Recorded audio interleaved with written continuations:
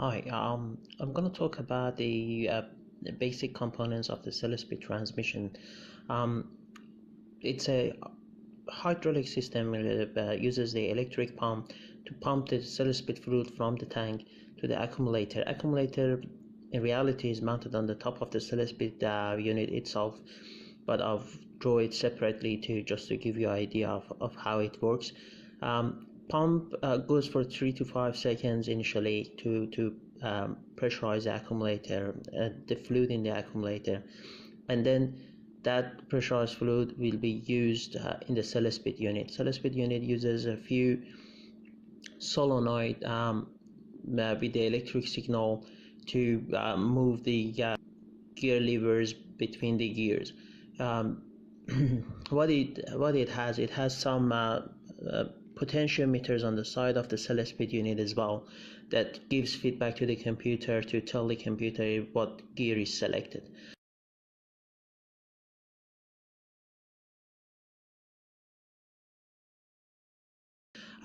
It senses the speed of the vehicle of the ABS sensors.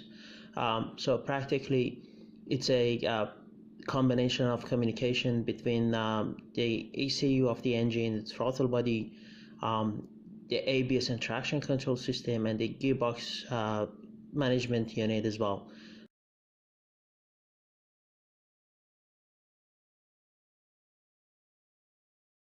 There are lots of electronics involved.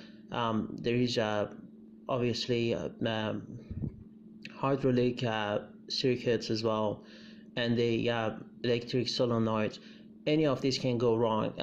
The Selespeed fluid is different from gearbox fluid. So if you have problem with the Selespeed, and for example you take the plug of the gearbox to check the oil, and you see the oil is more than the correct level, most likely your Selespeed fluid has leaked into the gearbox. It's an internal leak. Any of the solenoid can leak. Any of the O-rings, each of them have a few O-rings. The O-rings can go bad. People accidentally put ATF into the Selespeed unit, or even water for the window washer. They put it wrongly in the wrong reservoir.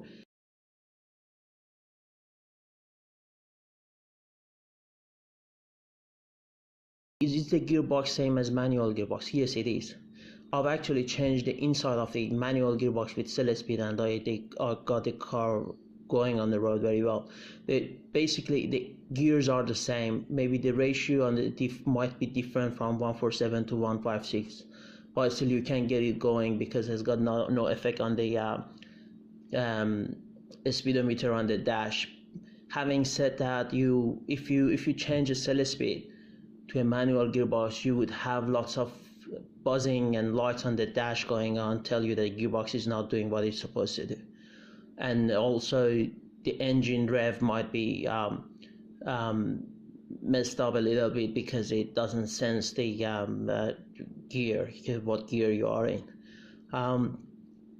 uh, I don't suggest that. If you have a Selespeed, it's probably better to get rid of it and get a manual gearbox, because it's too much mucking around for changing it, even for a very experienced mechanic. One more thing I'd like to add is that another reason for this system to be unreliable is the clutch. The clutch bearing here is a plastic part that grips the fork. When the Selespeed system is designed in a way, if you're stopping behind a red light like normal automatic car, it keeps the gearbox into the gear, into the first gear, and then it for that reason has to press the clutch all the time. Holding the clutch is a lot like a manual clutch. Holding it all the time wears out the clutch bearing pretty quick.